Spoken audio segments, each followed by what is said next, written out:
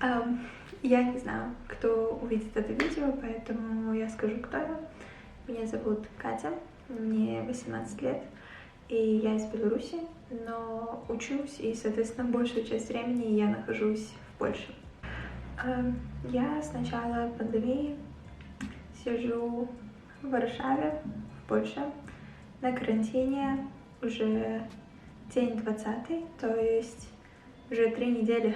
И даже если бы у меня была возможность вернуться обратно в Беларусь, я бы все равно этого не сделала, потому что у нас не проводится никаких карантинных мероприятий. Вся ситуация очень серьезная и страшная, и если каждый не начнет действовать сейчас сам по себе, то последствия будут очень печальными. В 2 словах о том, что сейчас происходит здесь и как я вообще живу, потому что мне каждый день пишут родные, знакомые, друзья, спрашивая об этом. 10 числа мы получили письмо на почту о том, что закрываются все университеты, все школы и все детские сады. Это было первое, что сделали спустя, может быть, неделю после первого выявленного случая. По официальным данным, в Беларуси сейчас около 250 официально подтвержденных, зараженных коронавирусом людей, но при этом мои друзья все еще ходят в университет на пары, и мои знакомые все еще ходят в школу и на работу. В течение еще следующих 2 недель были закрыты места всех массовых посещений, то есть были закрыты торговые центры, кинотеатры, были отменены концерты, закрыты клубы и, естественно, закрыты границы. Я извиняюсь, что я говорю отрывками предложений, потому что я написала себе большой текст, и я просто хочу сказать это именно так, как я это себе написала. После закрытия всего у людей, естественно, началась паника. Они начали скупать просто все. Я приходила в магазин просто, чтобы посмотреть на абсолютно пустые полки и взять просто то, что осталось, что еще не скупили. Очереди в магазинах начинались с середины. Люди стояли просто с корзинками заваленными, просто вот горка туалетной бумаги и больше ничего. И это просто, не знаю, это по-другому, кроме как тупая паника, описать никак нельзя. Но уже тогда люди начали первые одевать маски, и сейчас, спустя еще неделю, у нас введены новые, еще более жесткие меры. Все рестораны, кафе, все работают на вынос. Некоторые из них даже вообще закрываются, кто маленький бизнес. Все парикмахерские, все закрыто. Нам нельзя выходить гулять на улицу. На улицу можно выйти только в магазин и в аптеку, то есть такая первая необходимость, и у кого есть домашние животные, еще выгул на определенной территории. То есть я не была на улице больше, чем в сумме 10 минут уже 3 недели. Я иду 5 минут до магазина и 5 минут обратно. Все, кто могут, работают на удаленке, и плюс ко всему, если идет какое-то нарушение этих правил, то у тебя сразу же проблемы с полицией, и предполагается очень большой штраф. Да, поначалу люди сопротивлялись, не соблюдали эти меры, но сейчас уже могу с уверенностью сказать, что 90% людей это все делают, просто потому что уже просто у тебя нет другого выхода, кроме как придерживаться этих мер, и ситуация действительно меняется. Если посмотреть статистику по Польше, то можно здорово испугаться, потому что если в начале карантина у нас было по 20, 30, 40 человек в день заболевших новых, то сейчас у нас уже по 250-260 человек в день, и, естественно, смертность тоже растет.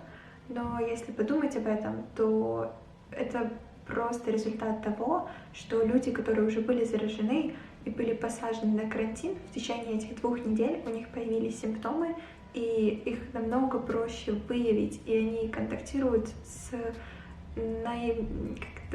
с минимальным количеством людей, только с теми, с кем они живут, и, может быть, работают. Может быть, потому что большинство людей сейчас уже все равно, как я уже сказала, работают по удаленке. Из-за того, что люди самоизолировались из-за карантина, сейчас нет никакой перегрузки в больницах. Хватает тестов, хватает препаратов, хватает всего. И да, ситуация тяжелая. Никто не говорит, что как-то по-другому, но с ней можно справиться. Ее намного проще контролировать из-за того, что люди действительно сидят на карантине и действительно делают какие-то придерживаются каких-то базовых мер предосторожности. На сегодняшний день цифры такие. Здесь в Польше. Сейчас загрузится.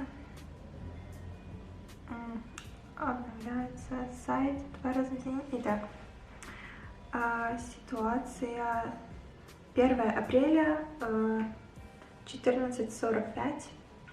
Всего 2420 подтвержденных случаев коронавируса в Польше.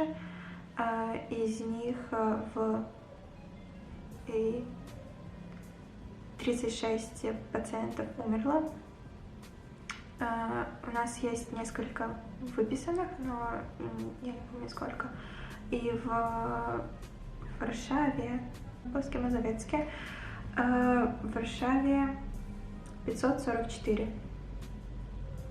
То есть, ситуация такая, и это достаточно хорошо, потому что в некоторых странах, как, например, в Италии, в США, у них в одном городе столько заболевших, сколько у нас сейчас по всей стране. И все это просто потому, что люди не соблюдали каких-то базовых указаний. И если вы думаете, что это вас никак не касается, то вот тут наглядный пример. Вот число зараженных, которое вам официально говорит правительство. Вот число зараженных на самом деле. Вот число, которое тестируется. И вот число, которое на самом деле еще болеет, но у них еще нет никаких признаков, поэтому они не могут даже обратиться за помощью или не хотят обращаться за помощью. И это все работает просто как одна большая паутина, как домино, я не знаю. Потому что, предположим, ты идешь без маски, без перчаток, без антисептиков в универ, где ты встречаешь сотни людей за один день, на лекциях, в коридорах, где нет никаких ограничений по расстоянию.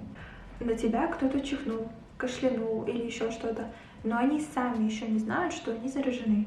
После универа ты идешь в магазин, потому что тебе нужно купить продукты, грязными руками трогаешь продукты в магазине, дотрагиваешься до своего рта, не знаю, может, пока думаешь, что выбрать. Ходишь близко, опять-таки, в контакте с другими людьми, стоишь на кассе без какого-либо определенного расстояния, опять-таки, и снова на тебя кто-то может кашлянуть, чихнуть, или ты можешь кого-то заразить тем же самым, просто даже не задумываясь ни о чем. Вот.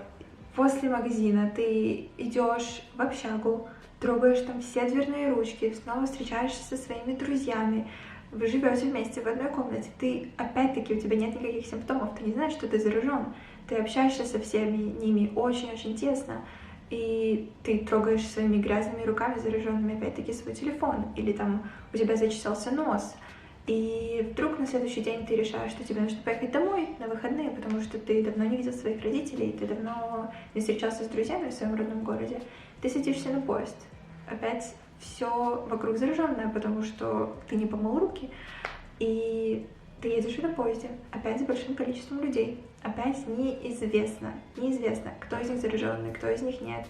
Ты уже заражен, но ты еще об этом не знаешь, потому что у тебя нет симптомов. Ты приезжаешь в свой город, приходишь домой, общаешься со своими родителями и со своими бабушками, дедушками, а они уже в том возрасте, что они находятся в группе потенциального риска, опасности, что им действительно, они могут умереть из-за осложнений, но ты даже не знаешь, что ты заражен, ты никак не можешь остановить этот процесс уже. Ты пообщался с ними, они пошли пообщались со своими друзьями, коллегами на работе, те люди пошли еще дальше, и все. И когда у тебя уже появляются симптомы, и ты узнаешь, что ты заражен, уже слишком поздно что-либо делать, потому что те люди, с которыми ты уже пообщался, они уже заражены, и у них симптомы проявятся еще позже, и у людей, с которыми они общались, еще позже. И просто это все катится как один большой снежный ком. Так что, если вы не думаете о себе, то подумайте хотя бы о людях, которые вас окружают. Подумайте о своих родителях, о своих бабушках, дедушках, о своих друзьях банально. И просто потому, что вы узнаете о том, что вы больны, только в течение 14 дней. 14. Просто задумайтесь о том, скольких людей вы встречаете в обычной своей жизни за 2 недели. Чем раньше каждый начнет принимать какие-то индивидуальные меры защиты, самоизолироваться, оставаться дома. Это не так сложно, как вы думаете. Можно учиться дистанционно, можно заказывать продукты на дом. Погулять можно просто буквально выйти на балкон. Нет балкона, открыть окно, посидеть, проветрить, и вот вам свежий воздух. Общаться с друзьями можно онлайн, по WhatsApp, позвонить. Просто это сейчас абсолютно не проблема. И чем раньше вы начнете это делать, тем легче будет врачам потом, потому что уже сейчас у нас острая недостаточность всяких препаратов, недостаточно масок. Люди, врачи сами заражаются просто потому, что люди не говорят им о своих симптомах. Просто, опять-таки, чем раньше каждый из нас начнет это делать, тем меньше будут цифры, тем легче будет с этим справиться, и тем быстрее это все закончится. Вы думаете, мне нравится сидеть уже 3 недели и еще 3 впереди как минимум, и просто, не видеть белый свет? Нет, конечно, мне это тоже не нравится, но я это делаю, потому что я знаю, что если я сейчас отсижу, то это быстрее закончится, и тем быстрее я смогу выйти на улицу. Поэтому, пожалуйста, носите маски, носите перчатки, мойте руки, пользуйтесь антисептиком. Не выходите на улицу, если у вас нет на то острой необходимости. И, пожалуйста, просто будьте человеком, который помогает остановить все, что сейчас происходит, замедлить весь этот процесс, и просто будьте человеком, пожалуйста, который помогает остановить распространение.